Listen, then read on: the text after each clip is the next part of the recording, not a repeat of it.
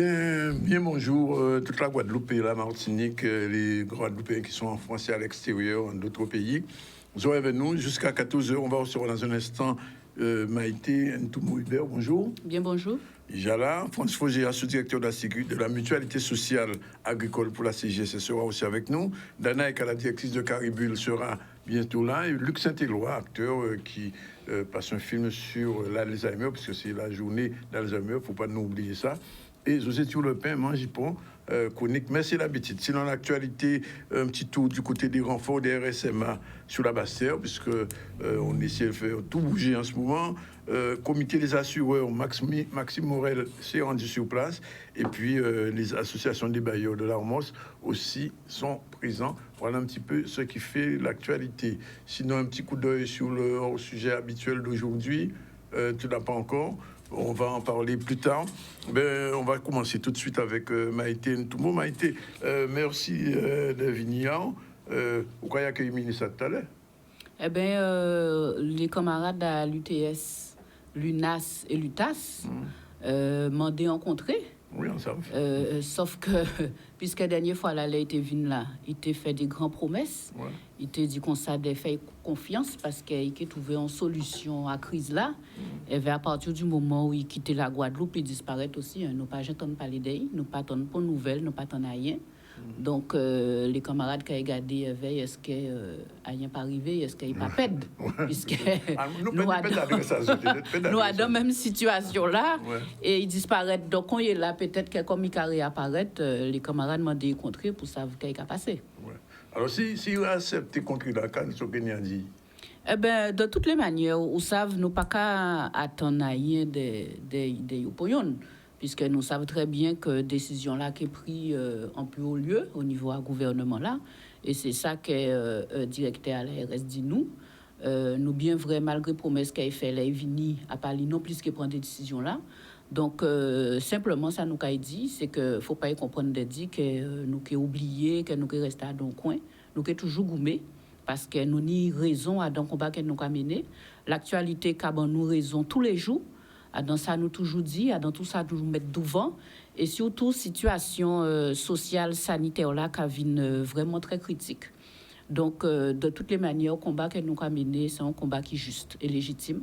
Donc, nous savent qu'à un moment donné, il est obligé de réintégrer l'ensemble des salariés qui suspendent. Et pour ça, de toutes les manières, nous avons toujours fait ça qu'il faut. Alors, Maïté, on va poser une question quand même, parce que ni pour le mal, les gens qui sont suspendus, les gens qui peuvent travailler depuis presque un an, là. À part de ça, pas notre problème en Guadeloupe au niveau social. Toujours ni tout problème, tout pas tout. C'est vrai que nous avons parlé plus des camarades qui suspendent depuis plus qu'ils ont l'année. Parce que nous avons bien imaginé que des restés ont l'année sans salaire, sans pont l'argent qui pas qu'à rentrer, mais surtout sans travail, sans vie sociale, parce que là, on n'a pas ni travail. À pas rien au café. On ne peut pas faire rien, on ne peut pas occuper des familles, puisque tout butin de toutes les manières, il faut payer. Donc, ou complètement écarté des sociétés-là. Donc, c'est une situation qui est véritablement très raide et inacceptable. Donc, c'est pour ça que oui, c'est vrai qu'elle nous a parlé longtemps plus des camarades qui là et qui suspendent depuis puisqu'il en est. Mais le combat qu'elle nous a mené, c'est dans tous les secteurs. Puisqu'il faut savoir que ces difficultés qui n'y tout pas tout. Nous avons mené combat au niveau de l'agriculture, par exemple, puisque nous avons bien compris que l'objectif, c'est de supprimer les syndicats, puisqu'ils ne veulent pas remplacer les camarades qui sont partis à la retraite. Il y a aussi les indemnités concernant les saisonniers qui ont réduit considérablement et qui ont fait que des camarades qui trouvaient sans salaire aussi, parce qu'ils ont travaillé suffisamment longtemps pour toucher l'indemnité là, ça, puisqu'il y a réduit si montant là et si durée là. Nous avons problème aussi dans la formation. Nous avons dit qu'il y a un pays qui a un taux de chômage très élevé en Guadeloupe. Et pourtant, nous avons constaté que pas ni des dispositifs de formation pour permettre que les jeunes justement puis travailler dans le pays ailleurs. Nous obligés encore une fois à lever gaoulé pour que les dispositifs de formation mettent en place, mais aussi pour que les organismes qui permettent de former jeunesse en nous puissent vivre. ni problème dans les entreprises privées parce que c'est développement à la précarité, pas ni négociation, pas ni NAO, ni NAO dans les entreprises. Il y a 6 heures, il y a bon, nous avons ouvert les négociations, mais à partir du moment où on a demandé à ce que y augmenter salaire et améliorer les conditions des travailleurs, pas ni pour nous encore, il n'y a pas qu'à négocier. Les NAO de branche, eh bien, pas qu'à exister encore. Ça a fait plus que 5 années qu'il y a dans les produits pétroliers, pas ni négociation. Et nous attendons pourtant qu'il y a encore menacé les salariés, soi-disant, si vous voyez baisser le prix à essence là, c'est les salariés qui pètent dans ça. Encore un chantage à l'emploi inacceptable, puisque ça n'a pas ni pont lié entre les deux. Donc, nous allons continuer à gommer. Et quant à les conventions collectives, nous avons presque fait toutes les conventions collectives que nous négocions en local en Guadeloupe. Que ce soit au niveau de l'hôtellerie et de la restauration, que ce soit au niveau du transport, que ce soit au niveau du commerce, nous avons fait tout yon pa yon, car rester yon qui dans la canne et le sucre. Donc, nous avons bien vrai que nous avons une situation véritablement où il a travaillé obligé de gommer pour qu'il continuer à travailler, gommer pour qu'il continuer à vivre dans le pays là ça. Et là, nous avons parlé des autres problèmes à la société là, comme problème à de l'eau, problème à Zodi, problème à chlordécone, problème à Saogas, problème à l'école. Eh bien, c'est même bitin là. Donc, nous avons un pays véritablement qui en bouleverse. Et nous avons bien vrai qu'en plus de tout ça, eh bien, nous ni les catastrophes naturelles qui a déroulé sur nous comme ça, et c'est comme ça nous avons vrai ça qui passait avec Fiona, qui a mis peuple là qui est en difficulté, encore plus en difficulté. Donc, nous y avons goumé à tous les niveaux, au niveau des travailleurs, mais aussi au niveau à peuple là, pour nous sortir dans cette situation là, ça véritablement, parce que nous avons bien constaté qu'il n'y a pas pour monde qui a fait bon nous. Et malheureusement, nous avons bien vrai, misi en misi, que les élus que nous n'y pas en capacité de faire, puisque chaque fois, il faut ni aval à l'État français pour dire oui, ok, d'accord, il n'y a pas fait, il n'y a pas fait. Vous voulez dire que Bois manger là, il a fait l'autre semaine avant le cyclone là, pour ça peut servir. Mais ça complètement ahurissant. Là, on a dit, tout ça problème qu'il y a dans le pays, on a prendre du fait. Et qui j'en a réglé ces problèmes-là, ça, ou qu'il parler pendant que moun ka manger. Nous bien vrai pendant que M. Chalus a parlé, a fait un discours, a tant bouillir assiette, bouillir manger. Qui moun ka coûté ou là yo ka manger. Qui moun qui ka coûté ça ou ka dit là ou ka manger, mais c'est un manque de respect total pour yo déjà les élus, mais pour peuple Guadeloupe aussi. Et nous bien vrai qui sorti de dîner là ça. Rien pas décidé. Donc, nous avons dit qu'il faut arrêter de faire G avec Guadeloupéens parce que là, véritablement, il n'y a pas fait G avec nous.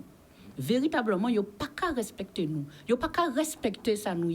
Donc, il est franchement pour nous prendre conscience de ça et pour nous mettre nous ensemble et pour nous dire que nous ne voulons pas vivre comme ça encore.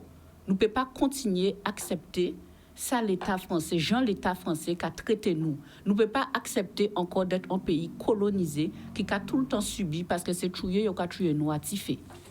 Alors, on sait que nous avons semaine de mois avant le cyclone là, vous avez rencontré responsable à l'ARS par rapport à justement, on a parlé des gens qui suspendent. Qu'est-ce qui s'est passé exactement contre là ça? Eh bien, pour nous, c'était important que nous aillions devant l'ARS, puisque quand sigle qui a décrit, c'est l'Agence régionale de santé. Ouais. Ça veut dire que c'est une instance qui, normalement, doit décider de la santé publique en Guadeloupe. Ça veut dire qu'elle peut mettre en place les politiques qu'il faut pour faire en sorte que Guadeloupe ait un peu soigné, d'accord? Mais aussi pour anticiper si toutes les éventualités, les crises qui étaient pénies. Et là, on voit qu'on a effectivement en épidémie qu'on nous trappait. Et en pandémie, c'est eux normalement qui doivent mettre en place toute gestion là et assurer eux de soigner peuple là, de protéger et de sécuriser. Et même quand nous constatons que c'était carrément une gestion criminelle qui sortit de la France et qui dictait en Guadeloupe. Et c'est le premier monde qui fait en sorte qu'il appliquait en Guadeloupe comme ça, c'est Mondonux. C'était directrice à l'ARS. Sans pour respect de réglementation de droits humains, ça veut dire que dans les textes quand même, on y a un minimum pour faire. Par exemple, avant ou suspendre un monde, on a l'obligation de recevoir, de mettre en place un entretien et de garder, d'étudier quand on peut faire pour éviter suspension là ça. Et ça a même marqué dans la loi du 5 août. Mais il n'y a pas respecté rien. Chaque établissement fait Jean yo te vle, Jean yo TP D'accord? L'essentiel, c'était de suspendre moun. Si vous pas piqué, eh bien, vous dehors. Et c'est ça qu'ils ont fait. Et Jod-là, union directeur, qui prend le relais à Mandonux, mais qui n'a pas ni les mêmes pratiques parce qu'elle n'y a pas attendu du tout. Autant Mandonux, c'était tous les jours, il était qu'à faire une intervention en télé. Autant lui, il n'a pas attendu du tout. Il n'a pas dit rien, il n'a pas parlé, il n'a pas dit rien. Par contre, pas en bas, il a incité l'ensemble des directeurs d'établissement, l'ensemble des présidents d'associations à continuer à dans la dynamique là ça. Et a dit comme ça qu'il faut, non, si on n'a pas piqué, si pas à jour de schéma vaccinal complet, eh bien, il faut continuer à suspendre. Et nous avons bien vrai résultat là, là, eh bien, c'est que le système de santé là, véritablement catastrophique. Il y a une rupture des soins en Guadeloupe. Et là, nous avons parlé de désert médical, à pas des petits mots, c'est en réalité. Les Guadeloupéens, là, ont des difficultés à soigner, et quel que soit le domaine-là. Parce qu'il n'y a pas ni médecin, parce qu'il n'y a pas ni infirmier, parce que les services sont fermés, les lits sont fermés, et qu'il n'y a pas en capacité de soigner les gens. Et ça, c'est pour la santé. Mais il y a d'autres secteurs, comme le médico-social. Il y a les petits gens qui sont en difficulté, les petits gens qui sont handicapés, les grands gens qui sont en difficulté, qui ont été pris en charge. Eh bien là, malheureusement, ils n'ont pas en capacité de faire ça. Il y a des gens aussi qui ont des déficiences mentales. Et nous, tenons jour, si radio, il y a dit comme ça que, bon, effectivement, il y a de plus en plus de difficultés avec les gens comme ça, qui a trouvé en la rue là, et il n'y a pas ni soins parce qu'il y a une rupture de soins. Alors, c'était important pour nous, de dire, mais vous, en tant que directeur d'ARS, agence régionale, ça veut dire pour région en nous, c'est important de faire constat là ça, et de dire comme ça qu'elle ne peut pas continuer à dans difficulté là ça. Donc, il faut aménager des dispositifs pour permettre l'ensemble des personnels de reprendre travail pour faire en sorte que le massacre là ça arrêté. Et quand ils répondent nous, qu'ils ne peut pas faire rien. Il n'a pas ni le pouvoir de décision et il n'a pas ni le pouvoir de changer en loi qu'ils mettent en place au niveau du gouvernement. Et il finit EVO, Agence régionale de santé. C'est pour ça qu'elle nous rebaptisée d'ailleurs Agence de radiation des soignants. Puisque c'est rien qui ça qu'elle a fait. Donc, là, nous ouvrons ça, nous avons bien, encore une fois, réaffirmé que nous véritablement en colonie, parce que colonie, mot là, ça n'est tout sans ça. Là où dans colonie, il n'y a pas ni pour objectif d'épanouir ou de développer. Il y a servi avec eux. Quel que soit ça, ça n'est comme répercussion là, mais c'est servi, il y a servi avec eux. Et c'est ça qui est arrivé nous là. Donc, c'est pour ça que nous décidons de toutes les manières que nous avons bandé chaîne là encore plus. Et que, comme pour le monde ne peut pas décider, pour le monde ne peut pas dire rien, et tout le monde a fait considérer que pas ni rien en pays là, alors que les mesures de restriction, j'allais ver. Pas ni Covid encore, puisque pas ni, c'est l'hôpital là, pas ni moun à Covid. D'ailleurs, il y a une étude même qui a dit que les gens qui sont dans l'hôpital là, c'est des gens qui piquent. Ouais, en plus. OK? Donc, là, nous ni la preuve que piquer là, ça n'a pas ni empêcher ou transmettre, ni empêcher autre pays. Donc, tout, ou à même niveau là, qui tout le monde. Et en plus, il y a des effets secondaires très graves sur la santé humaine. Plus de 2 millions d'effets secondaires par rapport à tout d'autres piquets qui a existé, qui a en général 100 000, 200 000 maximum effets secondaires qu'il a analysé si plus de 50 mois. En 2 ans, piquet à Covid, là, ça a relevé plus de 2 millions d'effets secondaires. Et il y a une coïncidence, c'est que, on attend comme par hasard qu'il y a de plus en plus de monde qui sont morts d'AVC, de crise cardiaque. De plus en plus de monde qui ont problèmes au niveau à sang, problèmes qui ont des thromboses, qui ont des bêtises comme ça. Donc, bien évidemment, il n'y a pas qu'à faire le lien de cause à effet, mais Guadeloupe n'est pas couillon. Et le monde entier n'est pas couillon non plus. Il y a bien comprendre qu'il y a un bêtise qui n'est pas caille. Donc, nous avons vrai que, là, normalement, ou peut-être qu'à reconnaître qu'il y a un souci et que la seule solution arrêtée, c'est réintégrer l'ensemble des salariés. Parce que le gouvernement là encore dit, si on continue 2 ou 3 jours, il y a un papier qui sorti qui a dit que le gouvernement a dit ça part à l'ordre du jour pour eux. Oh, ça part à l'ordre du jour, mais c'est pour ça que ça a prouvé que c'est une aberration totale et que nous avons la conviction qu'en fait, qu'il faut punir l'ensemble des gens qui osaient dire qu'ils n'ont pas d'accord. Et qui osaient dire qu'il y a l'encontre à loi là, qu'ils ont décidé là avec toutes mesures. puisque yo quasi peut-être que si vous voyez céder, eh ben ça qui encourager moun à adresser yo contre les décisions gouvernementales et dit que yo pas d'accord. Donc faut yo punir jusqu'au bout. Et c'est pour ça que aveuglément, yo ka continuer. Mais de toutes les manières, à un moment donné, yo peut qu'il y ait d'autres choix. Parce que nous avons bien vrai qui genre les établissements de santé, dans quelles conditions il y a là. Nous avons vrai qui genre les urgences qui fonctionné. Nous avons vrai difficulté à Guadeloupe. Alors, nous avons quand même encore observé, c'est que l'année passée, au mois de novembre, là, ça était un peu plus chaud. Ils ont rencontré les élus, tenu au moins ensemble des discussions. Donc, il veut dire que plusieurs pays où on voit des discussions là, qu'il faut prendre des chaînes là, qu'on va dire. Ah ben exactement. Alors, c'est vrai que de toutes les manières, là, nous sortis devant l'ARS, nous avons décidé de prendre des chaînes là. Fiona fait qu'il changeait petit programme en nous, parce que quand même, au cas ni plus urgent. Et d'ailleurs, c'est les camarades même qui já suspendent, qui de manière très spontanée aillent au chevet des Guadeloupéens qui en difficulté. Donc là, nous sommes en train de mettre en place des programmes de solidarité pour garder qui est-ce que nous peut aider l'ensemble des Guadeloupéens, mais aussi les gens qui suspendent, qui sont en difficulté, mais qui nous veillent aussi sinistrés. Oui, aussi sinistrés des fois. Des fois. Ouais. Donc là, quand même, il y a une urgence, nous avons essayé de mettre en place des dispositifs, mais c'est vrai qu'en même temps, nous avons continué le programme en nous, et l'objectif en nous, c'est que de toutes les manières, les camarades qui reprennent travail à eux, de gré ou de force, mais ils qui reprennent travail à eux, et nous qui accélérer. Vous avez pas rencontré un nouveau directeur à l'hôpital là? Alors oui, il y a une délégation à l'UTS, donc la santé, qui compterait nouveau directeur là. Alors encore une fois... Sont français ou bien sont guadeloupéens? Sont français. Sont français. Il dit madame est guadeloupéenne. Alors peut-être que... Donc ils n'ont pas passeport. Peut-être que ça a changé au bitin, donc c'est bien vrai. Mais il dit madame est guadeloupéenne. Donc ça a fait moi sourire, puisque... nous avons bien vrai en lot dirigeants guadeloupéens, et pour autant, des fois... on va poser des questions, donc à pas Guadeloupéen, à pas en compétence. Donc c'est pour ça que bon, ça a fait nous sourire. Mais encore une fois, là, nous avons quand même l'impression d'être devant un monde qui a pratiqué la langue de bois encore. Aussi. Ouais. Donc il a dit comme ça, oui, effectivement, qu'il y a un dispositif de sortie de crise. Donc nous avons rencontré pour garder, quand nous avons mis en place effectivement pour faire en sorte que Guadeloupe puisse soigner, que les gens travaillent. Mais pas pour vous rien de concret. De toutes les manières, ça a passé par une prise de décision qui est faite à 8000 km. Ouais. Donc, il est dans l'attente quand même d'une décision qui est prise à 8000 km. Ouais.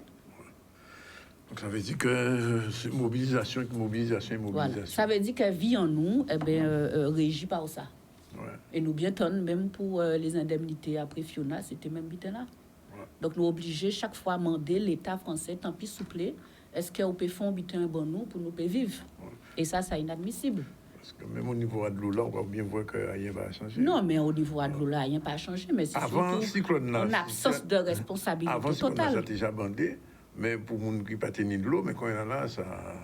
On va dire qu'on a ces cyclones-là. Oui, non, bien évidemment.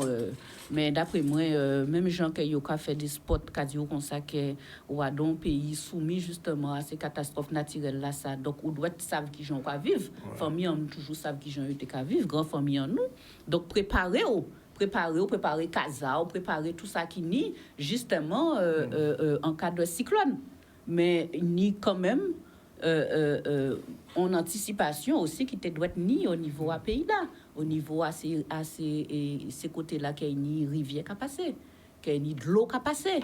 D'après moi, il y a un minimum à faire, et ça c'est de la responsabilité politique. Il y a des nettoyages à faire pour assurer que de l'eau là qui est coulée comme il faut. Donc d'après moi, quand même, faut pas ou faire matsup pour savoir que il y a un minimum à faire, effectivement, pour assurer que les gens qui sont restés au ras des cours d'eau, pas ni ces problèmes-là, ça.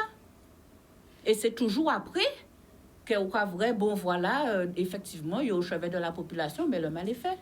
On a déjà tout bité. Si vous savez ça, mais on sait que les bouteilles de l'eau ont augmenté. Et bouteilles de l'eau ont augmenté, et pour autant, une idée côté, il n'y a pas même qu'à livrer une bouteille de l'eau. Ouais. Alors que c'était le premier buteur pour te faire, c'est acheter de l'eau et faire livrer pour l'ensemble des voilà, pas ni de l'eau, pas ni bouteille de l'eau. Donc c'est les Guadeloupéens, encore une fois, les travailleurs, nous-mêmes, les organisations, qui ont organisé la solidarité. Et en attendant, effectivement, le Guadeloupéen qui mettre en place des dispositifs, des récoltes, des collectes à linge, à de l'eau, à manger pour pémener pour les gens qui sont en difficulté. Mais c'est toujours nous. Toujours nous, les Guadeloupéens. Alors, on va poser une question là, petite dernière question là. À vie, on a marché bien en Guadeloupe. Eh bien, vous savez, des fois, on a posé ma question là, ça. On a pensé que ça a marché bien en Guadeloupe, c'est que au moins, on voit Guadeloupéens solidaires entre eux. Guadeloupéens très solidaires entre eux et ils l'amour toujours. Et là, on voit effectivement Guadeloupéens en difficulté, eh bien, on voit tout restant alentour. Et ça, il faut nous continuer à développer ça, parce que c'est rien qui comme ça, que nous, tout ensemble, nous pouvons arriver à sortir dans cette situation-là. Il ne faut pas nous comprendre que c'est un monde d'héros qui fait bon nous, ou bien un monde qui a malheureusement en bas de l'État français, complètement soumis et complètement à plat ventre. C'est nous, Guadeloupéens, qui vivons là-dedans. C'est nous, Guadeloupéens, qui prennent gaz, qui vivent tous les jours. Eh bien, c'est ensemble que nous sommes debout. C'est prendre courage en nous. Et à un moment donné, il faut nous voyons la rue là. Eh bien, il faut nous voyons la rue là. De toute façon, Bika Santé, là, qui est l'hôpital là, c'est dernier bitan qui dit aujourd'hui là, sont exemples à solidarité là. Ah, ils sont exemples à solidarité, mais c'est aussi un exemple à démontrer que nous pouvons faire autrement. Ouais. Et gens-là, ils ont imposé nous des faits là, nous n'avons pas bon nous ni la capacité de faire autrement, de faire avec ça nous ni, de faire avec ça qui bombe en nous et dans tous les domaines. Pas même seulement dans la santé, hein, dans tous les domaines. Et nous ni les compétences. C'est que des fois, nous avons sous-estimé nous, mais nous ni les compétences. Donc, on nous semblait et on nous fait ça, nous n'y a fait. Maïté, merci de venir. Et à don d'autres soleil sans la pluie cyclone. Oui. 13 heures, nous avons pris un premier poste, nous avons trouvé notre talent avec M. France Fogia, et avec Manzé Danaïka, Ijala, Luc Saint-Éloi prévu et José Thiolopin pour nous botter tout à l'heure. Voilà, retour sur le plateau du ZCL News et nous allons continuer tout à l'heure sur l'information. Mais en attendant, Danaïka Caribul est arrivée. Bonjour.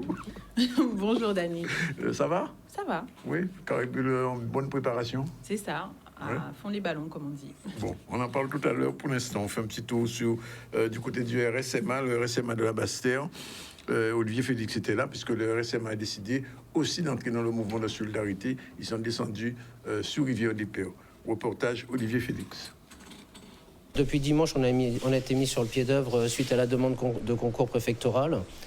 Le régiment a su se montrer très réactif puisqu'il a mis de suite en œuvre les matériels majeurs du régiment, c'est-à-dire tous les matériels de travaux publics, engins comme engénistes, et donc une section légère d'intervention, donc principalement constituée d'hommes.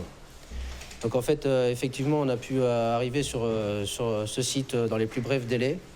Et effectivement, vu cette tragédie, en fait, on a pu apporter notre soutien à la population immédiatement. Et l'avantage que j'y vois là-dedans, c'est que les jeunes, au-delà de leur formation professionnelle, ont pu vivre une action au-delà de l'opérationnel, puisqu'en fait, c'est bien la mise en pratique de leurs connaissances qui a été mise sur le terrain. Et c'est en adéquation aussi avec la tenue de l'uniforme, puisqu'en fait, au travers de l'action menée dans le cadre de la citoyenneté, en fait, on est tout à fait dans le cadre de ce que fait le RSMA. Donc là, on est à 23 hommes sur le terrain, principalement constitués de cadres et beaucoup de jeunes qui sont actuellement en formation dans nos murs. Et j'insiste lourdement, en plus, sous les yeux de la population, j'espère que ça donnera aussi l'envie à d'autres jeunes de venir suivre au-delà d'une formation professionnelle, une très belle aventure. Là, on mène une action particulière puisqu'en fait, cette personne est handicapée et elle sortira de l'EHPAD vendredi. Donc derrière tout ça, il y a aussi une action sociale où ils ont pour mission de remeubler le logement. Et pour ce faire, en fait, on nous a demandé à ce qu'on nettoie tout ça pour que la personne puisse revenir vivre dans son domicile dès vendredi.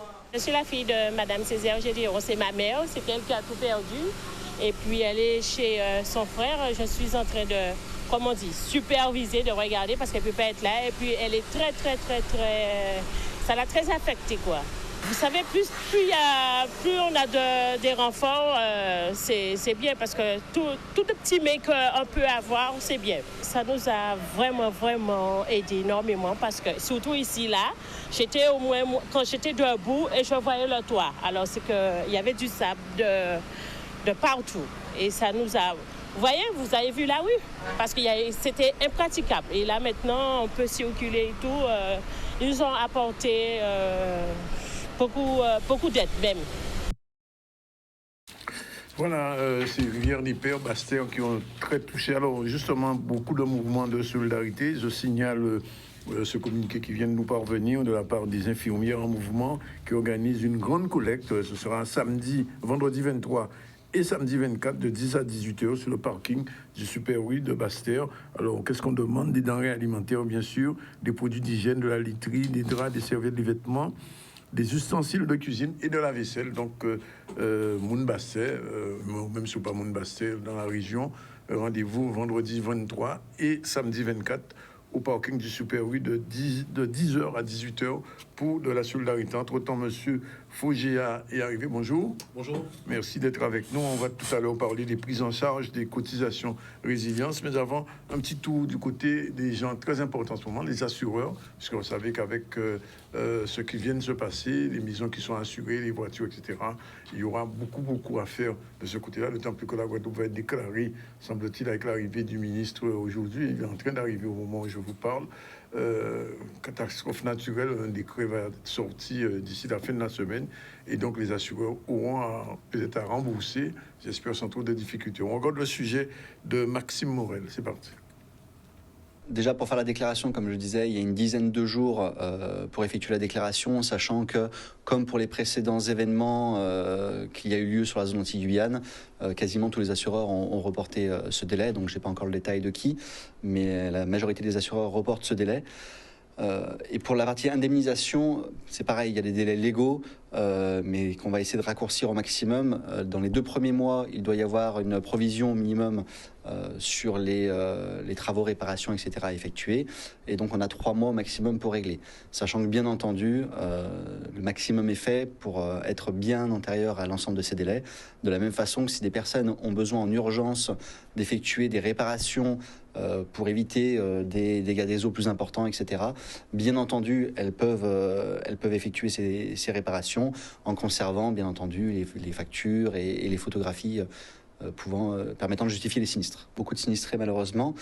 Les premières démarches à effectuer sont pour les personnes de sauvegarder au maximum ce qui peut l'être, donc mettre en place des mesures de protection et bien entendu prendre un maximum de photos, vidéos, afin de pouvoir effectuer leur déclaration d'assurance auprès de leur assureur dès que possible, donc, même s'il y a des délais légaux qui sont de 10 jours en cas de déclenchement de la catastrophe naturelle, pour laquelle nous attendons pour l'instant la validation et parution auprès du journal officiel en fonction des différentes communes qui sont touchées. L'état de catastrophe naturelle permet le déclenchement de certaines garanties, je pense notamment garanties en cas de glissement de terrain, qui sont elles déclenchées en cas de catastrophe naturelle. Donc là, chaque commune doit en faire la demande. Sur le site de la préfecture d'ailleurs de Guadeloupe, il y a un lien direct pour les communes afin qu'elles puissent effectuer la demande de façon facilitée. Ça permet effectivement de déclencher des garanties complémentaires qui ne sont pas initialement acquises au sein des contrats sans le déclenchement de la catastrophe naturelle, en l'occurrence pour toutes les personnes assurées, d'où l'intérêt effectivement d'être assuré. Pour celles qui ne le sont pas, en revanche, il faudra se rendre auprès des mairies pour effectuer une demande auprès du Fonds de secours de l'Outre-mer. Ça va être compliqué pour les gens qui ne sont pas assurés, mais enfin, il y en a et on leur assure notre soutien. Alors, on va prendre un petit peu une respiration, un peu quand même, de toutes ces problématiques. On va parler un petit peu de Festival Caribule qui démarre. Danaï Kamourou, bonjour. Rebonjour, Danick. Alors, il y a 2 ans, il n'y a pas eu de Caribule. Enfin, il y a eu un petit Caribule. Qu'est-ce qui va se passer cette année? Oui, il y a une édition. L'an dernier, on a fêté le 10e anniversaire de Caribule. Et cette année, on revient pour la 11e édition. Et l'une des premières opérations que nous allons lancer aura lieu ce week-end, le samedi 24, à Destreland. Donc, qu'est-ce qui va se passer exactement? On a prévu beaucoup d'animations. Donc, toute la journée, on attend le public de 14h à 20h à Destreland. Et en fait, on aura un focus sur tout ce qui est manga. Donc, pour tous les adeptes manga, on les attend. Je vois qu'il y aura une animation cosplay, c'est ça? Alors oui, il y a une animation cosplay de prévue. Pour ceux qui ne savent pas ce que c'est que le cosplay. Moi, je ne sais pas ce que c'est.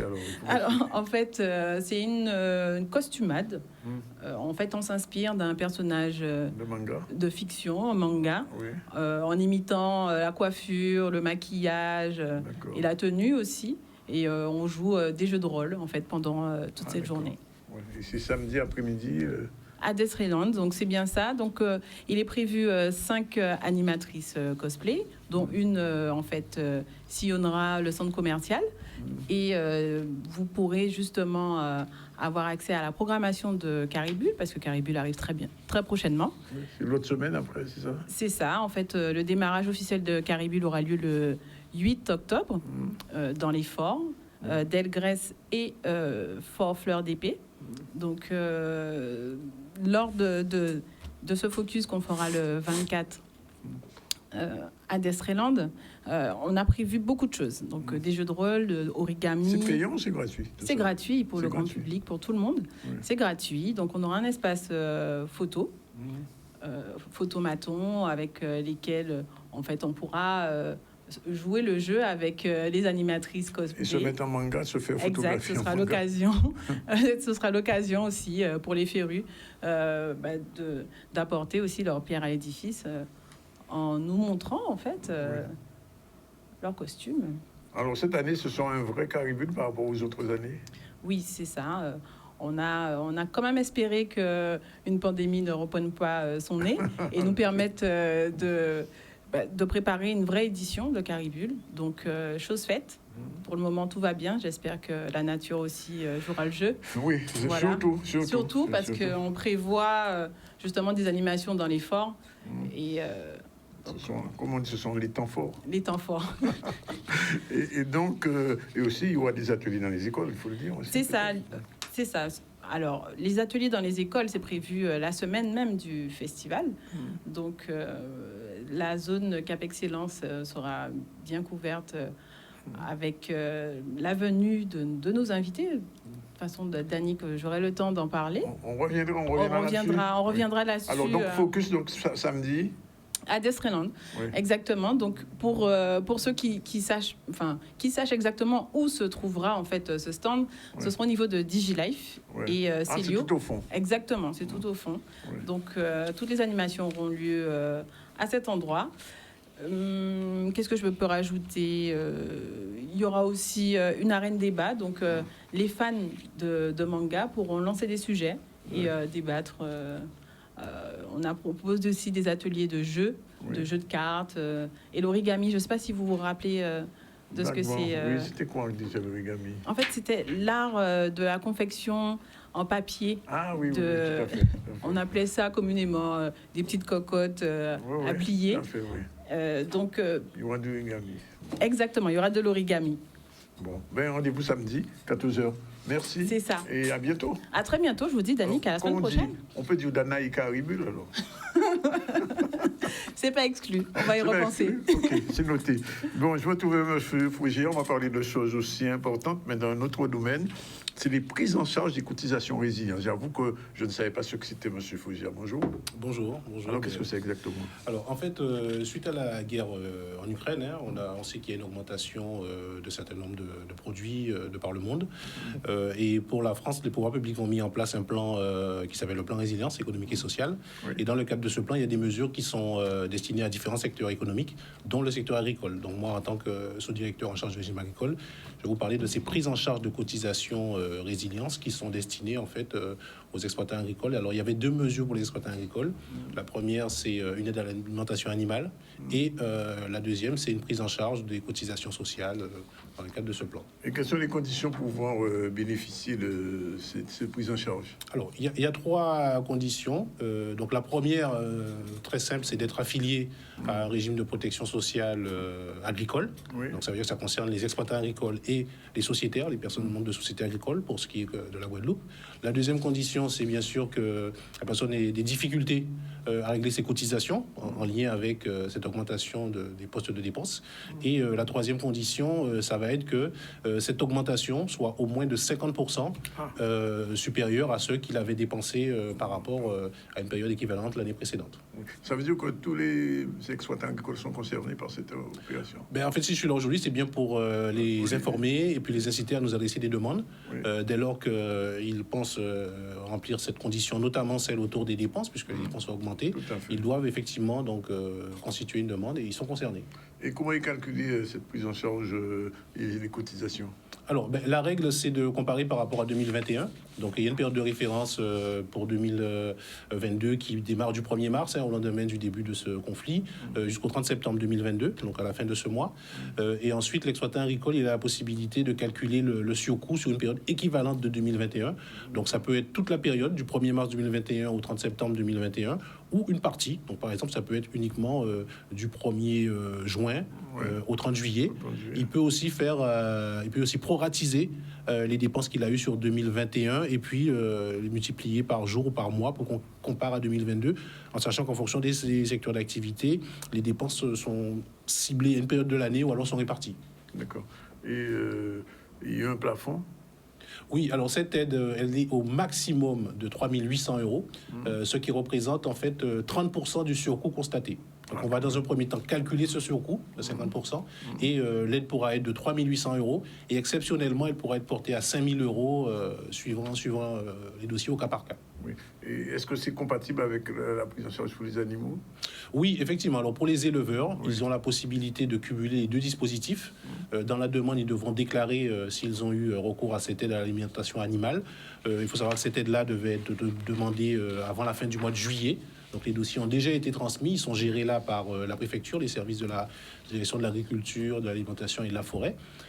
Et donc, le cumul peut se faire dans une certaine limite, puisque c'est des dispositifs qui sont gérés au niveau européen et il y a un cumul qui ne doit pas dépasser les 35 000 € pour une même exploitation ou pour une société lorsqu'il y a plusieurs sociétaires entre ces différents dispositifs. Alors, l'autre question, est-ce que cette prise en charge, elle est automatique? C'est-à-dire, Non. un exploitant, automatiquement, il en bénéficie?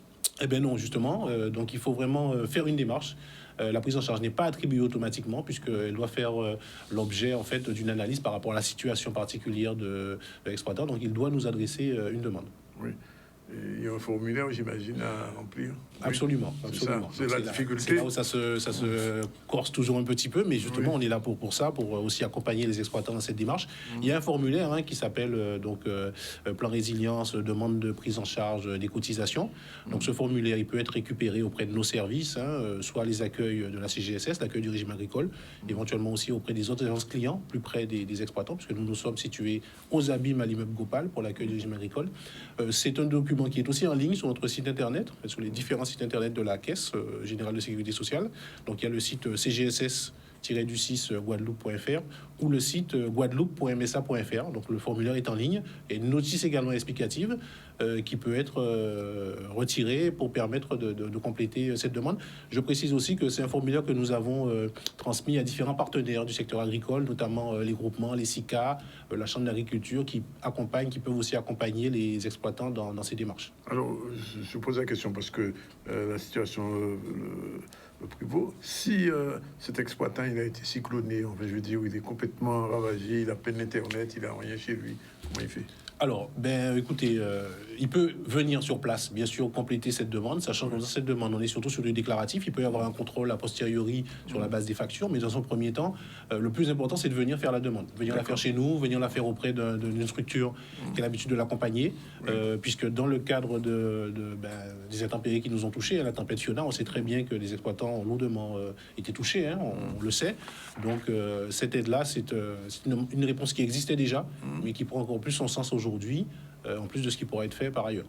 Alors, si vous prenez en compte, sachez qu'on est en train de parler des prises en charge de cotisation résilience, ça s'adresse aux exploitants. Et la question que je posais et que je repose d'une autre manière, s'il y a des difficultés à compléter les formulaires. Alors, s'il y a des difficultés à compléter les formulaires, parce que ce n'est jamais simple, nous sommes là pour accompagner les exploitants agricoles. Il y a des gestionnaires donc, au niveau du service recouvrement de la CGSS, régime agricole, qui peuvent être contactés. Les coordonnées sont sur notre site. Il y a des téléphones directs pour les contacter, pour une assistance en ligne au téléphone, par exemple, pour compléter. Oui. Ils peuvent aussi prendre rendez-vous pour venir à nos accueils ou même venir à notre accueil au régime agricole. Et nous avons aussi fourni à nos partenaires, et nous sommes en train de nous déplacer auprès des partenaires pour leur donner toutes les consignes pour bien compléter ce formulaire, parce que c'est très important pour que l'exploitant puisse faire valoir son droit. Oui. Un numéro de téléphone peut-être. Alors, le numéro de téléphone pour les renseignements, effectivement, pour l'accueil téléphonique du régime agricole, c'est le 05 90 90 50 23. Et bien sûr, sur le site de la CGSS. Voilà, toutes ces adresses, tous les contacts sont sur le site de la CGSS. Donc, j'invite vraiment les exploitants à se rapprocher de nous ou des personnes qui habituellement les aident dans ces démarches-là pour faire le nécessaire. Vous l'avez dit tout à l'heure, mais c'est toujours bon de le répéter. Est-ce qu'il y a une deadline jusqu'à quand on peut faire ce genre de démarche? Absolument, et c'est très important puisque les demandes doivent impérativement nous arriver avant le 12 octobre 2022. Wow. Voilà, c'est quelque chose qui est mois, très... mais en fait, c'est une possibilité qui est ouverte déjà depuis quelques semaines, puisque là, ça a été mis en place à la fin du mois de juin.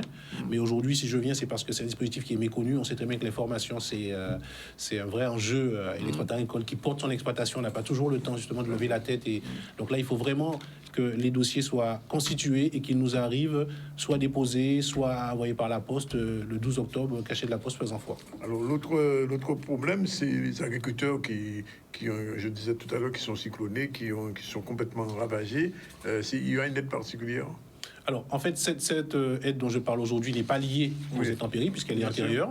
Là, on a pu constater effectivement les dégâts dans la banane, dans le sud, là, il y a beaucoup de difficultés. Tout à fait. Ouais. Donc, aujourd'hui, la CGSS, sa démarche, ça a été déjà de solliciter au niveau de la tutelle, la Caisse centrale MSA pour le régime agricole, d'avoir un fonds particulier pour pouvoir aider les agriculteurs, soit sur des critères sociaux ou par rapport effectivement à des soucis aussi de règlement de cotisation, de façon complémentaire, parce que les conditions ne seraient pas les mêmes. Après, bien évidemment, dans ces cas-là, il y a des dispositifs de calamité agricoles qui sont mis en place. Donc, les services de l'État là, sont en charge de ces aides-là. On sait que ça a mis un petit peu de temps, mais là, les démarches sont déjà enclenchées pour qu'il y ait une reconnaissance de calamité agricole. On sait aussi que dans le cadre de ces différents dispositifs, un des critères pour accéder pour les exploitants agricoles, c'est d'être à jour de leurs cotisations sociales et fiscales. Oui. Donc, d'où le lien avec ce que je disais tout à l'heure sur le dispositif de prise en charge de cotisations résilience, qui peut permettre de prendre en charge les cotisations de 2022, mais aussi une dette antérieure pour partie. Oui, et ensuite, les aides que nous essayons de mettre en place de façon très exceptionnelle peuvent venir aussi dans ce sens-là pour permettre en fait aux exploitants agricoles qui auraient une dette de cotisation de pouvoir accéder aux aides pour l'aide suite aux calamités agricoles, puisque certains d'entre eux peuvent parfois en être exclus. C'est une forme de cercle vicieux qui touche le secteur d'agriculture. Des fois, c'est quand on n'est pas à jour de certaines choses, on est exclu de certains dispositifs. Et là, c'est le serpent qui se mord la queue. Donc là, on aura sûrement l'opportunité, si vous êtes d'accord, dès qu'on aura des précisions sur ce qu'on pourra mettre en place, de venir le présenter pour informer les exploitants agricoles. C'est très important parce que je sais, je suis du Sud, qu'il y a beaucoup d'exploitants agricoles qui ont pratiquement tout perdu en ce moment et qui ont beaucoup de difficultés. Donc, la prise en charge des cotisations, mais comment ça va se passer jusqu'à l'obtention de l'aide? Alors, c'est un dispositif quand même qui est assez complexe, où parmi les critères que j'ai indiqués, ils doivent être vérifiés.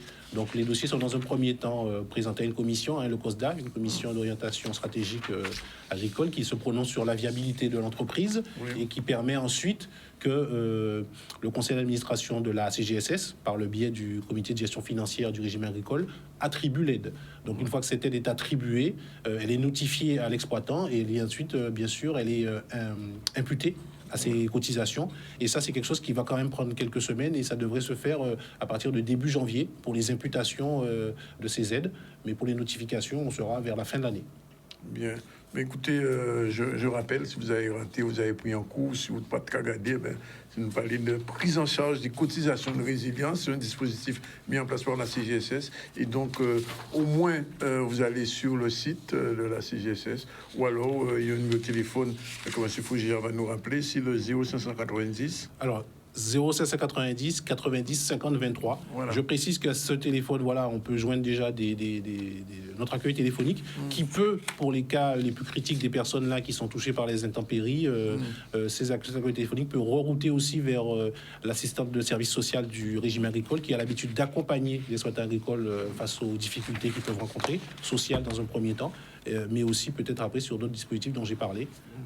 Je serais ravi de revenir vous en dire plus. Bien, on vous attendra parce que je pense qu'il y a des gens qui sont dans l'attente de ces aides et de cette prise en charge. Voilà, il est 13h27. On prend la deuxième pause. On se retrouve tout à l'heure avec nos deux derniers invités. Luc Saint-Éloi, acteur qui a été célébré l'année dernière en Afrique et qui va présenter un film sur la journée. Aujourd'hui, c'est la journée Alzheimer internationale. Il va présenter Al et puis on va retrouver notre Mangipon pour notre chronique, mais c'est l'habitude. Dans un instant, restez avec nous, pas débrancher. Voilà, il est 13h35, on va recevoir Luc Saint-Éloi dans un instant. Bonjour Luc. Bonjour Danick, bonjour tout le monde. Avec lui et on reçoit Mangipon. Alors Mangipon, bien bonjour. Bonjour tout le monde. Alors, voilà, ça nous met tout en punition. Du bout là, pour qu'il vienne du bout là. En punition, j'allais. On devait montrer les autres jupe à corps en moins. Jupe à corps. Ouais. Donc, inspiré de la robe à corps. Alors, quelle différence avec robe à corps là? Eh bien, robe là, c'est en robe et jupe à son jupe. Ouais. Donc, il y a le corps qui va marquer la taille et la jupe comme si c'était inspiré de la robe. Donc, c'est une création moderne, une création contemporaine, inspirée directement de notre robe à corps traditionnelle. Bien. Donc, je dis félicitations aux créateurs. Merci de la présentation voilà. de ça. Et nous allons retrouver un petit moment pour nous parler de la rentrée scolaire en temps longtemps. Voilà. Donc, après, avant ça, Luc, qu'est-ce que ça aurait dit? Alors, justement, la semaine dernière, l'autre semaine, on a parlé de l'huile de ricin. Oui. Jean-Monde de Capon, l'huile de ricin, avant la rentrée scolaire. Luc, vous pensez à vous aussi? Ah, on prend tout bonnement. Et moi-même, en tout cas, je dis que ça, je m'a dit, c'est bon. Tellement bon, l'huile de ricin, le café, qui fait un bar de café encore. Bon, alors, le bain de fleurs, alors, on va parler des bains. Alors, on a parlé de l'huile, c'est la préparation interne. Et là, on va parler de la préparation externe. Oui, le micro, voilà, merci. Je vais monter un tout petit peu le micro. Ouais. Voilà. Voilà. Et là, on va parler de la préparation externe, les vins, donc la peau, le corps et aussi l'âme. Parce que tout ça participe à cette préparation pour la rentrée. Quel objectif? Passer une belle année, féconde de succès. Et puis, pour les parents, c'était rassurant. Comme ça, leurs enfants abordaient une nouvelle année scolaire avec tous les éléments préparatifs, en tout cas disposés à passer une bonne année. Je fais juste un petit clin d'œil à Lily Lolia, qui est une ethnobotaniste guadeloupéenne, et je la remercie pour sa contribution à la préparation de cette chronique. Donc, généralement, il fallait prendre un bain de fleurs. Un bain de fleurs rouges, tout simplement parce que le rouge, les fleurs, étaient présages de belles choses, de projets à venir. Et donc, on pouvait trouver de la rose cayenne, des roses rouges, du millefleur, de la fleur de flamboyant, doucement infusée, échauffée par les caresses du soleil. Donc ça a son importance, on verra tout à l'heure. L'opération pouvait se répéter à la rentrée, mais la veille ou le matin de chaque phase d'examen. Donc, à chaque grand moment de cette année scolaire, on pouvait prendre un bain. Le bain de feuillage et de fleurs respecte une lecture singulière. Il se compose de feuilles et d'écorces d'arbres en nombre impair. 3, 7 ou 9. Ce sont le nombre d'éléments qui vont venir composer le bain. Donc, directement en rapport avec nos croyances. Les plantes ne vont pas se mélanger de façon anarchique. On pourra utiliser des plantes contre le mal. Donc, ça, c'est je dirais, le département plantes contre le mal, contre le mauvais œil. Donc, on va utiliser des plantes qui ont des épines. Ah oui. Et on peut utiliser aussi des plantes lunaires à fleurs blanches. Donc, ces plantes-là peuvent se mélanger avec toutes les autres fleurs. Par exemple, je pense au vépélet. Et en revanche, la rose en elle-même est une fleur qui a un comportement un petit peu clanique dans le bain. Elle ne va pas se mélanger avec toutes les fleurs. Donc là, il faudra se référer à une praticienne, une ethnobotaniste par exemple, ou tout simplement une grand-mère qui a son répertoire de messes et l'habitude dans croyandises en nous. Mais est-ce qu'il y a un protocole particulier pour ces bains? Absolument, absolument. Il faut mettre de la couleur dans les bains. Un bain va se prendre avec de la couleur feuillage, mais aussi de la couleur. Donc, référence aux fleurs. On va utiliser des fleurs rouges, des fleurs roses ou des fleurs blanches selon la destination et l'usage qui va appeler l'utilisation de ce bain. Le bain, on va le laisser chauffer au soleil. Donc, il va se gorger de toutes les énergies et les vibrations du soleil. Ou qu'à laisser le soleil là pisser en les baignards. Et ensuite, on doit avoir une intention pour ce bain. Une intention, un souhait, un désir. Tu vas pas mettre une litanie, un chapelet de désirs. C'est une intention par bain. Oui. Et à quel moment on doit prendre ce bain? Alors, ce bain, on peut le prendre à chaque pas de l'année. Donc, pour les grands moments, pour les étapes marquantes, ou tout simplement lorsqu'on va fermer une porte pour ouvrir une porte sur de nouvelles expériences. Et donc, et ces bains, où est-ce qu'on trouve les recettes des bains de feuillage? Parce que ça se perd un peu. Alors, les recettes des bains de feuillage sont transmises par les grands-mères, par les mères, ou tout simplement par la figure matriarcale qui aura ce rôle de transmission dans la famille. Donc, la transmission ne va pas se faire de façon dogmatique. Généralement, tu vas la pratiquer avec ta grand-mère, avec ta grand-tante. Moi, je l'ai pratiquée avec ma grand-tante. Tout simplement, qui va te montrer au fur et à mesure, tranquillement, les plantes, le nom des plantes. Et cette connaissance, cette transmission va se construire pas à pas. Un petit peu comme l'avancée de la lune, comme l'avancée de l'année. Et ou simplement, aujourd'hui, si tu n'as pas la chance d'avoir grand-maman, grand-tante Mabo, tu peux faire appel à des praticiennes, aller sur le marché, la marchande de feuillage peut te composer un bain. Voilà. Donc, tu peux acheter un bouquet pour ton bain. Et il y a une recette du bain pour la rentrée. Alors, le bain pour la rentrée, c'est un bain très simple. Ce sont des fleurs pour donner une bonne vibration. Et moi, j'ai souvenir qu'après ce bain de fleurs, on te badigeonnait de lait d'iris. Donc, en plus du souvenir, je n'ai pas trop souvenir de la pratique, mais c'est surtout le souvenir olfactif de ce moment qui était précieux, que tu partageais avec moi. Dans mon cas, c'était ma tante, que tu partageais. Donc, plus qu'une pratique, c'est un souvenir, une odeur, une émotion à vivre et à partager.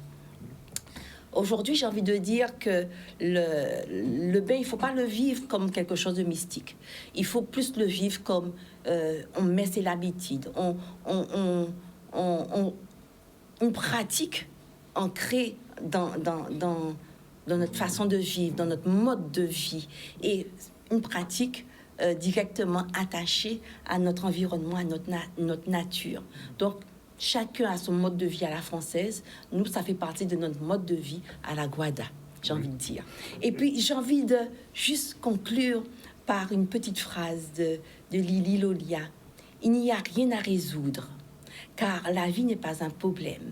Elle est autant de mystères à vivre. Alors, vivez vos bains et vos mystères. On en a déjà parlé sur la dernière chose, je te demandais. Ces bains-là, c'est différent du bain des marées, j'imagine. On a parlé du bain des marées en début d'année. C'est pas tout à fait le bain des marées. Oui. En temps voulu, je vais peut-être revenir sur le bain des marées. Ce sera nécessaire. Merci en tout cas, Mange Dupont. Et à la semaine dans 15. Voilà. Tout content, tant ça va dire. Alors, je reçois une star du cinéma guadeloupéen, du cinéma africain aujourd'hui, du cinéma mondial.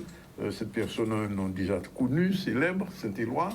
Patrick, c'était son anniversaire de sa mort il y a à peine 3 jours. Et aujourd'hui, on a Luc Saint-Éloi. Bonjour. Bonjour Danick, bonjour à tous. Bonjour, merci. Chère madame. Oui. Bonjour. Alors, donc, le film, certains l'ont déjà vu, mais pas tout le monde. Aujourd'hui, c'est la journée internationale de la mémoire. C'est la journée mondiale contre la maladie d'Alzheimer, absolument. C'est aujourd'hui, 21 septembre. Et il y a un film qui a été couronné du Sotigua d'or l'année dernière, et ça s'appelle Al. Alors, 2 petits mots quand même pour mon envie de voir le film le vendredi. Alors, ceux qui l'ont raté, parce que le film est sorti l'an dernier dans des conditions très particulières, en pleine crise sanitaire. Alors, il faut ni vaccin, il faut ni passe sanitaire, sinon il faut ni test négatif. Enfin, ça a posé problème. Mais en tout cas, je pense pas que le public ait trouvé, le film ait trouvé vraiment le large Ah non, public. vraiment pas. J'étais là, je me souviens, il n'y avait pas beaucoup de gens sur le Voilà, film. donc bon, on était réticents, on était résistants, je respecte tout ça. Donc aujourd'hui, journée nationale, internationale, mondiale d'Alzheimer, c'est l'occasion de sensibiliser notre public. Donc Christian Lara et Christelle Théophile, la directrice du Cinestar, ont eu la bonne idée de faire une séance exceptionnelle vendredi 23 à 19h au Cinestar. Donc à partir d'aujourd'hui, ceux qui passent au Cinestar, d'ailleurs, il y a une sorte d'animation autour de la maladie pour que les gens puissent commencer à se renseigner, obtenir des informations, parce que c'est une maladie qui est encore très très méconnue. Près de 10 000 personnes en Guadeloupe sont Absolument. atteintes, hein, En aujourd'hui. Martinique, vous avez plus de 6 000 personnes et en Guadeloupe, on a déjà atteint les 10 000 personnes. En France hexagonale, vous avez pas personne, mais famille en fait. Famille. On compte par famille, Oui, oui. parce que c'est toujours la famille aussi qui subit Tout à les fait. conséquences. En France, vous êtes à plus de 600 000 familles touchées. Donc même ici, dans notre petite Guadeloupe, on est à 10 000 familles touchées. C'est important, c'est beaucoup. Et quand on sait comment cette maladie est dévastatrice, je crois que ce film-là a pour objectif aussi de sensibiliser. C'est une fiction écrite par Christian, produit par Christian, réalisé par Christian Lara. C'est le 25e long métrage de Christian. Mais c'est une histoire d'amour sur fond d'Alzheimer qui nous permet de mieux comprendre comment fonctionne cette maladie. Alors, c'est l'histoire d'un chef d'entreprise qui a une belle épouse, une belle vie, qui a tout pour réussir, qui a une petite fille adolescente d'environ C'est qui le 13 chef ans. d'entreprise dans le film? Qui joue mon épouse dans le film? Non, le chef d'entreprise dans le film, c'est qui? C'est Pierre Monbin. Ah, bien, d'accord. Donc, presque tous les films que Christian me confie, en tous les cas, les personnages que Il me confie, semble, hein, il me semble. vous avez remarqué, certains ne l'ont peut-être pas remarqué, mais j'ai souvent le rôle de Pierre Monbin. Oui, oui. j'ai Donc, remarqué. c'est encore Pierre Monbin qui se retrouve atteint de la maladie d'Alzheimer et Christian filme la maladie jusqu'à la fin, en fait, étape par étape. Et c'est là que c'est intéressant. Et on a quand même eu droit à certains témoignages pendant nos séances. Et les gens nous disent à quel point ils découvrent comment fonctionne cette maladie. C'est une maladie aussi qui éclaire. Parce qu'en fait, on a tous peur de cette maladie sans savoir exactement c'est quoi, mais comment elle fonctionne, qui est touché, pourquoi on est touché.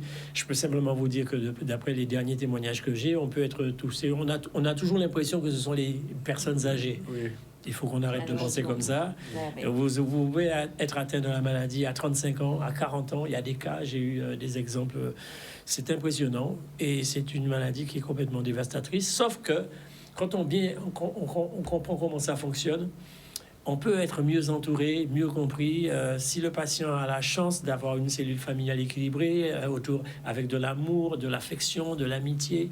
Et c'est souvent que les gens sont seuls. Alors j'ai bien compris aussi qu'on aide le patient comme on peut. Vous savez que c'est quand même une maladie du cerveau. On appelle ça la maladie du cerveau. Mais c'est une maladie dégénérescente. Et plus on avance, plus le cerveau perd de ses facultés. Un jour, on ne sait plus marcher. Un jour, on ne sait plus qui on est. Un jour, on ne sait plus reconnaître ni sa femme, ni ses enfants.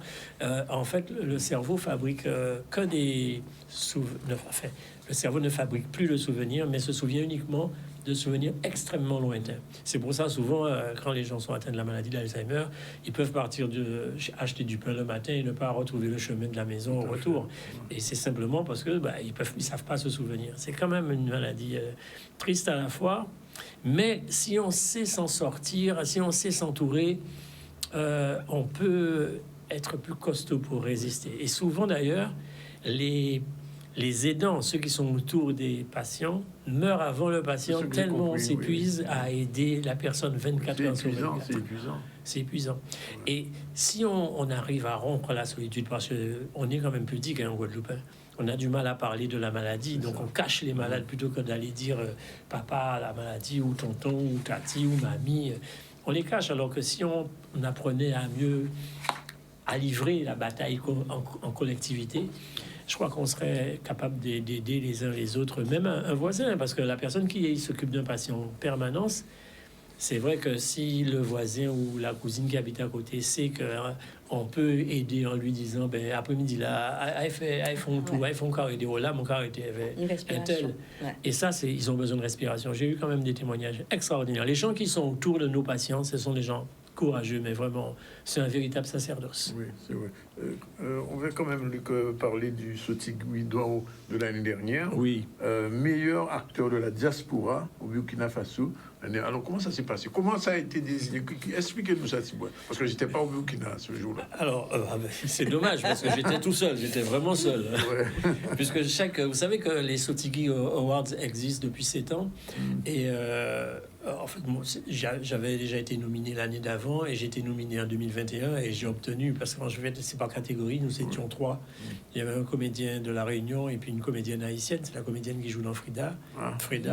Et donc moi, pour Al.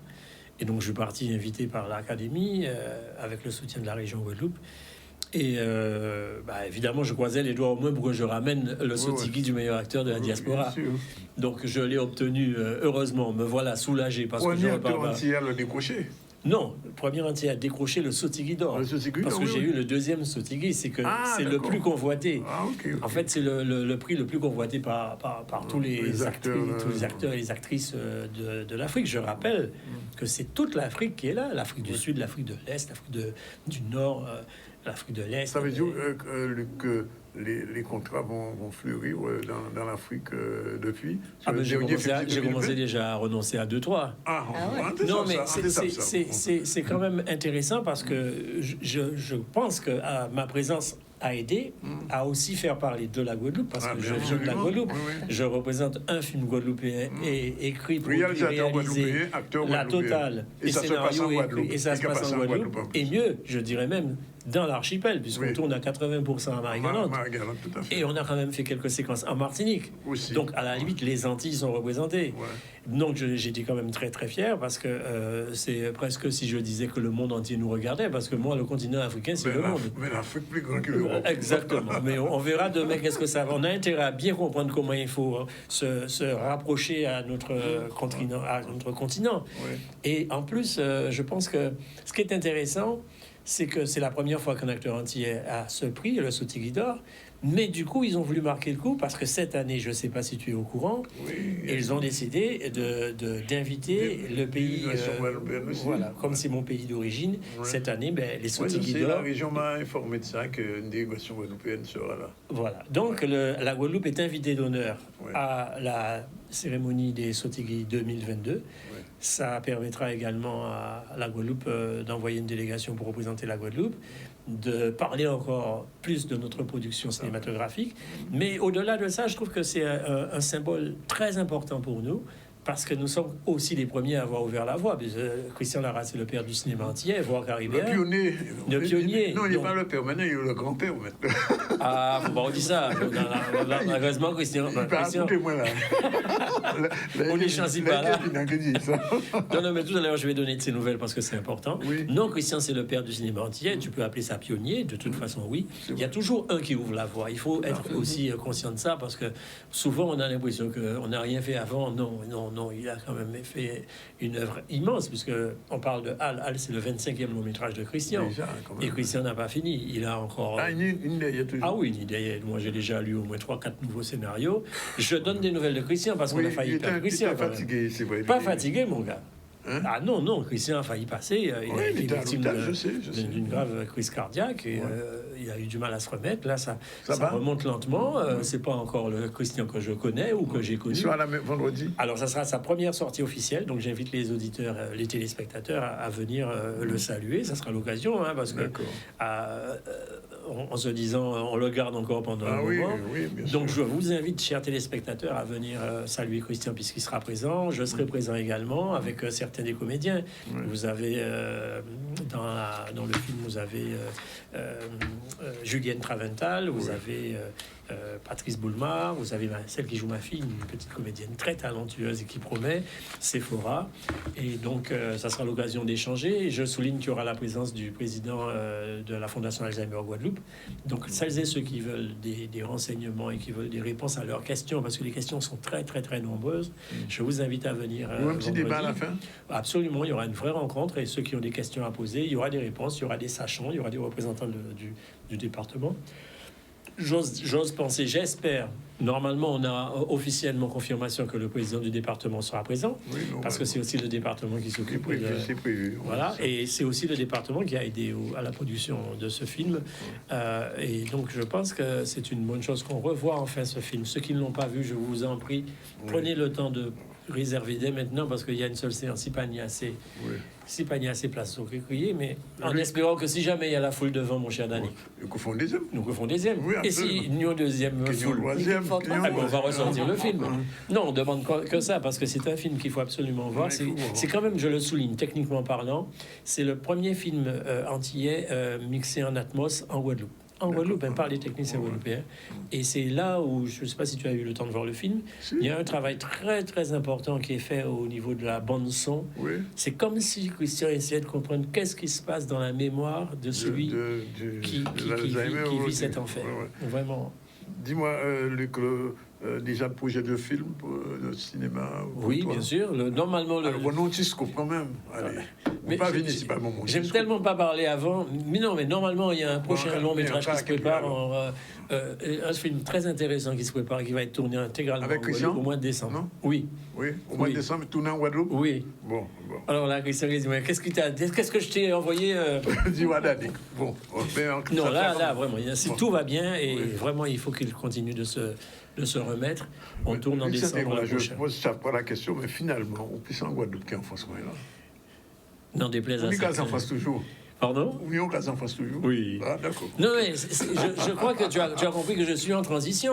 Mais J'ai bien vous compris. savez que c'est à cause de vous si je ne suis pas rentré encore Oui, définitivement. c'est à cause de moi, oui, effectivement. Oui. Enfin, C'est pas vous personnellement, Faut attendre, faut attendre. Non. On attend vite. Non, je vais pas dire que c'est as la faute raté de le toute la marché, Guadeloupe. je sais, tu as raté le Mais j'ai quand même fait le maximum pour essayer d'être à des responsabilités importantes. Non, je le dis, je l'ai redit, je le redis. J'ai été candidat à la scène nationale de la Guadeloupe et j'avais écrit un très très beau projet pour la scène nationale. Après, bon, ça s'est pas fait, ça s'est Tu pas n'avais fait. pas les soutiens Mais- qu'il faut, c'est ça. Après, c'est quand même, on m'a bien dit politiquement parlant comment ça marche, mais Mais oui. moi j'ai fait confiance à ce que j'ai écrit pour la Guadeloupe. Je crois avoir compris ce qu'il fallait. Ouais. Après, heureusement que c'est que mon compatriote Gérard qui est nommé, parce qu'il fallait aussi que ce soit un Guadeloupéen qui s'occupe des affaires de la Guadeloupe. Mais c'est vrai que j'ai raté cette étape-là. Mais de plus en plus, je privilégie la Guadeloupe. Je prends de l'âge. Tu sais que bientôt c'est mon tour. On enterre tous les jours. Là, j'ai entendu. Oui, on aura arrêté, Non, là. non, je salue la mémoire de Gérard Hiller que j'ai connu et qui, Gérard Hiller, qui tu a l'as fait connu? absolument, Oui, absolument. Un Et acteur. même Vous à connaissez aussi Paris, Gérard Hiller Gérard, quand j'avais le centre culturel, Gérard venait faire quelques animations chez nous à Paris, à Pantin. Donc je l'ai appris hier. C'est dire qu'on est très peu de choses. Donc je suis sans doute aussi sur la fin. Donc je préfère aussi venir finir chez moi, au service des miens. Mais je considère que même si j'ai été absent très longtemps, ça fait plus de presque 50 ans que je vis là-bas, mais j'ai quand même aussi le sentiment que la France ne m'a rien enlevé. Au contraire, j'ai toujours été très présent dans mon travail identitaire, dans mon travail de devoir d'histoire. Mais je crois que après c'est une question de position physique. Finalement, c'est la dernière question. Oui. Comédien ou acteur? Ah non, moi je suis comédien. Moi, je suis comédien. D'abord. oui. Ah oui, je suis comédien d'abord. Sinon, j'aurais pas joué un personnage comme celui-là. Non, être acteur, c'est encore autre chose. Oui. Moi, je suis comédien, en plus un homme de théâtre. C'est pas les mêmes techniques. Un acteur, c'est un acteur. Oui. Moi, je suis un comédien, comédien de cinéma, comédien de théâtre. Ok. Donc voilà, je revendique ma catégorie est spéciale, comme Yoga dit.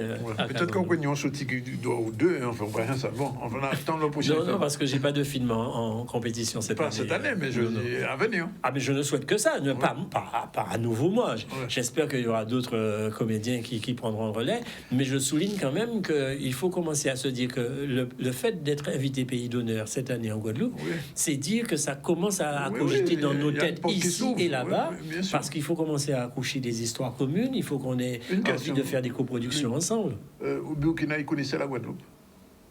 Là où- Non, oui, pas tout le monde, certains, parce que, c'est- attention, le FESPACO a l'habitude. Oui, comme- le fait ça, mais globalement. Mais globalement, non. Non, Non, non. Franchement, globalement, non. Par contre, ils ont beaucoup entendu parler de la Guadeloupe, puisque c'était en direct à la télé. Oui, oui. Et cette année, il y a eu quand même, avec la conférence de presse, il y a Oui. eu l'allocution du président Chalus, avec un discours très, très important et fortement symbolique, et avec également le passage d'une vidéo sur la présentation de la Guadeloupe, Oui. qui sera à nouveau rediffusée pendant la cérémonie des Sotigui. La seule chose qui m'a Donc- gêné, c'est que le drapeau qu'on a mis. Non, ça a été corrigé. Franchement, ça on a a été corrigé parce que j'ai la absolument. vieille version parce que Non, ça a été corrigé. C'est pas passé. On dit non, mais pas passé. Non, mais après, c'est une maladresse involontaire. Alors que la volonté de l'Afrique, c'est quand même de nous inviter pays. C'est ça qu'il faut reconnaître. Ok. Ils n'ont pas invité un département français. Attention. Ils ont invité un pays. Ils ont invité un pays, Guadeloupe. Donc, si nous pas ambassadeurs à pays là, ça n'a pas faute en nous parce que nous pas gourmés pour ça. Oui. Et comme Christian aussi travaille dans ce sens-là, Oui. nous sommes quand même quelques-uns à être bien Il y a défenseurs l'avant. Ok. de notre Guadeloupe avec tout ce que ça suppose, avec le feu, la flamme, la passion. Et j'adresse, avant de terminer, toutes mes amitiés, ma solidarité à nos camarades, à nos compatriotes sinistrés, parce que Fiona a épargné certains, mais n'a pas épargné d'autres. Alors, en cas Luc, de ça va mieux avec la région? je n'ai pas de problème. Non, en c'est un particulier. moment.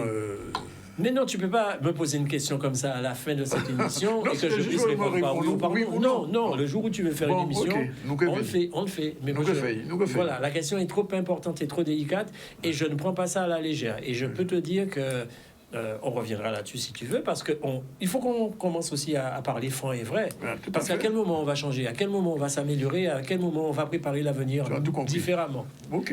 Et la À quel fait nature- on vient de parler de ça? Ah bon, ok. La culture et la région et le... Bon, voilà, il est 14 heures pratiquement. On a tout dit, tout fait. On a reçu en début de journal Maïté Ntoumo de l'GTG. Rien pas regret, elle a dit ça. Donc ça veut dire que dans les jours qui viennent, la chaîne n'a qui bandé parce que ça fait pratiquement un an qu'un certain nombre de Guadeloupéens et de Guadeloupéennes sont suspendus et toujours pas de solution au moment où le ministre de nos pays arrive. Aujourd'hui, il est déjà arrivé, ça fait 1 heure à peu près. Je parle de Jean-François Caranco qui vient faire un petit tour à Rivière des Pères, vieux habitants et compagnie. François Fougier, sous-directeur de la mutualité sociale et agricole, était avec nous pour nous expliquer comment aux agriculteurs, surtout ceux qui sont cyclonés, comment acquérir ces aides. On a reçu Danaïka, la directrice du Festival Caribule. Et samedi 24, il y a une manifestation dans un supermarché de Pointe-à-Pitre. Je veux parler de Carrefour. Luc est encore là, acteur. Et puis José Mangipon, il était après un jupon, il était en jupe. Accord. Et il nous parlait nous petit moins des bains. Ben voilà, le ZCL d'aujourd'hui est terminé. Rendez-vous donc vendredi pour le film Al, à ne pas rater. Songez ça. C'est un film sur la mémoire, donc songez ça. Et samedi 24, continent, Carrefour, il y aura cette journée pour le mangaka dans le cadre de Caribou. Voilà, il bout plus là. Demain, on se retrouve à la même heure, 12h30, pour recevoir d'autres invités. Il bout. Merci, c'est Yann qui était à la réalisation.